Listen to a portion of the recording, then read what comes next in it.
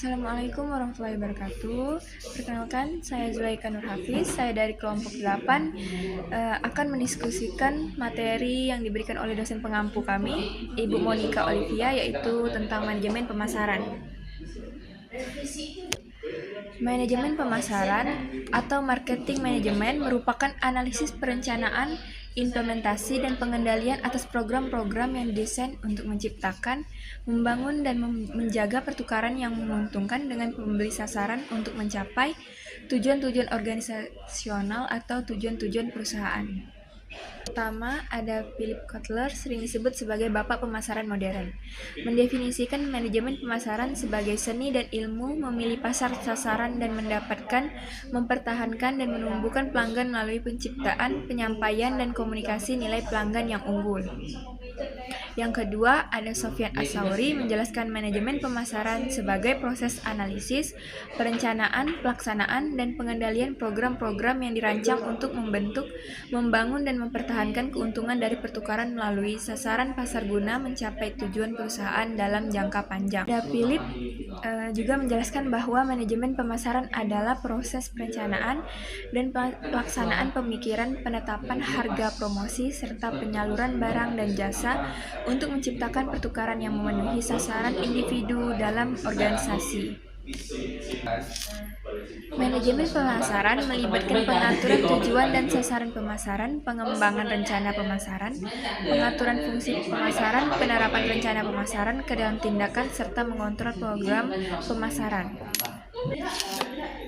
Yang kedua ada fungsi manajemen pemasaran.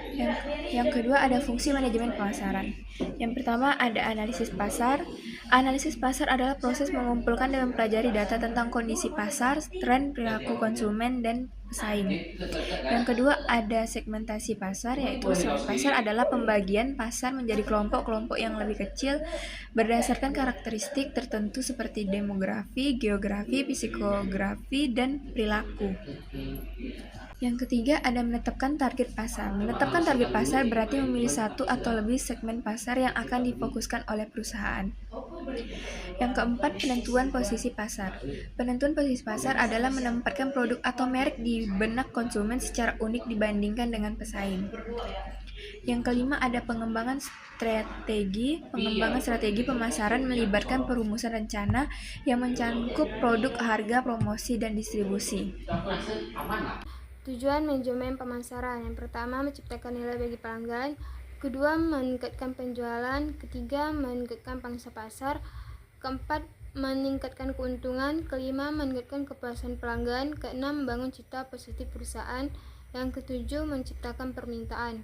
Dengan memahami dan menerapkan tujuan-tujuan ini, manajemen pemasaran membantu perusahaan untuk tidak hanya mencapai keberhasilan jangka pendek, tapi juga membangun dasar yang kuat untuk pertumbuhan dan kesuksesan jangka panjang. Tugas pokok manajemen pemasaran. Tugas pokok manajemen pemasaran atau marketing manajemen ialah memasarkan produk perusahaan sehingga tercapai tingkat keuntungan jangka panjang perusahaan.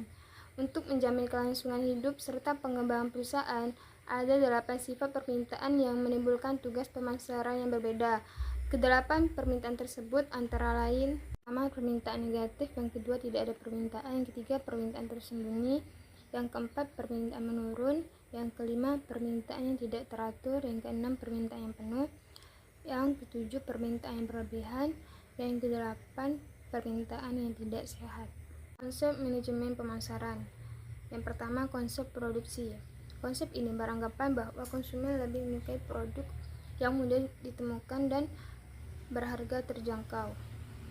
Oleh karena itu, perusahaan fokus pada peningkatan efisiensi produk dan distribusi agar produk dapat diakses dengan mudah dan murah, cocok untuk pasar yang permintaannya lebih besar daripada penawaran. Konsep produk.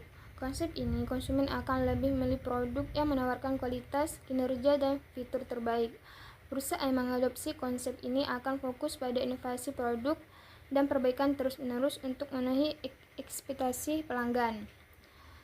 Namun penting untuk diingat bahwa produk yang bagus saja tidak cukup tanpa strategi pemasaran yang efektif. Yang ketiga, konsep penjualan. Konsep ini mengasumsikan bahwa konsumen tidak akan membeli produk dalam jumlah yang cukup kecuali perusahaan melakukan usaha penjualan dan promosi yang signifikan. Yang keempat, konsep pemasaran. berpusat pada pemahaman kebutuhan dan keinginan pelanggan serta memenuhi kebutuhan tersebut lebih efektif daripada pesan. Dan yang kelima, ada konsep pemasaran digital. Dalam era digital saat ini, pemasaran digital telah menjadi komponen penting dan strategi pemasaran.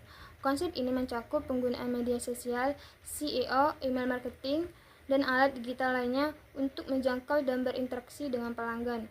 Dengan pemasaran digital, perusahaan dapat menargetkan audiensi dengan lebih tepat dan mempersonalisasi komunikasi mereka untuk meningkatkan keterlibatan dan konversi. Dan yang keenam, konsep hubungan pelanggan. Konsep ini menekankan pentingnya membangun dan memelihara hubungan yang kuat dan berkelanjutan dengan pelanggan. Perusahaan yang menerapkan konsep ini fokus pada kepuasan pelanggan, loyalitas, dan retensi dengan memberikan layanan yang unggul dan pengalaman pelanggan yang positif. Ini dapat dicapai melalui program loyalitas, layanan purna jual yang baik, dan komunikasi yang efektif. Dengan memahami dan menerapkan konsep-konsep ini, manajemen pemasaran dapat membantu perusahaan untuk tidak hanya menarik dan mempertahankan pelanggan, tetapi juga membangun hubungan yang kuat dan berkelanjutan dengan mereka. Kesimpulan dari manajemen pemasaran. Pemasaran merupakan sebuah proses yang penting dalam mencapai tujuan perusahaan.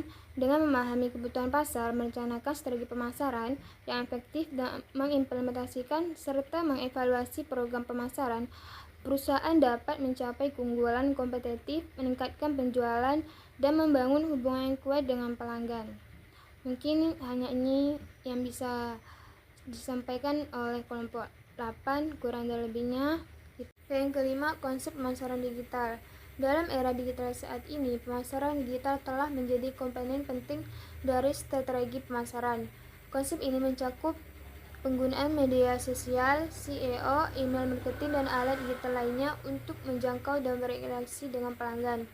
Dengan pemasaran digital, perusahaan dapat menargetkan audiensi dengan lebih tepat dan mempersonalisasi komunikasi mereka untuk meningkatkan keterlibatan konversi.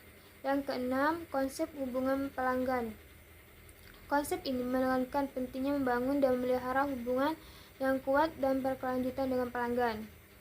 Perusahaan yang menerapkan konsep ini fokus pada kepuasan pelanggan, loyalitas, dan retensi. Dengan memberikan layanan yang unggul dan pengalaman pelanggan yang positif, ini dapat dicapai melalui program loyalitas, layanan purna jual yang baik, dan komunikasi yang efektif. Dengan memahami dan menerapkan konsep-konsep ini, manajemen pemasaran dapat membantu perusahaan untuk tidak hanya menarik dan mempertahankan pelanggan, tetapi juga membangun hubungan yang kuat dan berkelanjutan dengan mereka. Dan yang terakhir yaitu kesimpulan. Kesimpulan dari manajemen pemasaran adalah bahwa pemasaran merupakan sebuah proses yang penting dalam mencapai tujuan perusahaan. Dengan memahami kebutuhan pasar, merencanakan strategi pemasaran yang efektif, dan mengimplementasikan serta mengevaluasi program pemasaran, perusahaan dapat mencapai keunggulan kompetitif, meningkatkan penjualan, dan membangun hubungan yang kuat dengan pelanggan.